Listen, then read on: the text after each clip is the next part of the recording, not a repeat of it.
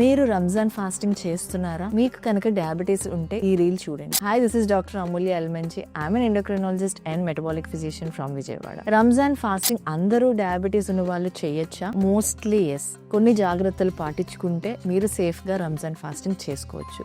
కొందరు మాత్రం కొంచెం హై రిస్క్ ఉంటుంది. వాళ్ళు చాలా జాగ్రత్తగా ఒకవేళ ఫాస్టింగ్ చేయాల్సి వస్తే under strict guidance from the doctor మాత్రమే చేయొచ్చు. అలాంటి వాళ్ళు టైప్ 1 డయాబెటీస్, చిన్నపిల్లల్లో డయాబెటీస్ వచ్చినప్పుడు టైప్ 1 డయాబెటీస్ అంటారు.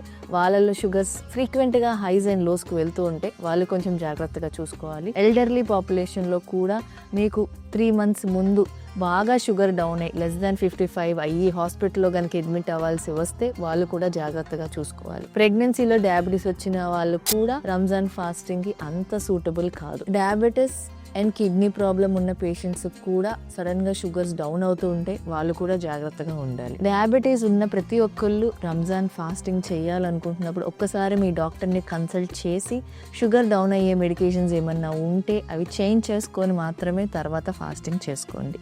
మీ అంతటా మీరు మాత్రం sugar tablets or insulin skip చేయొద్దు.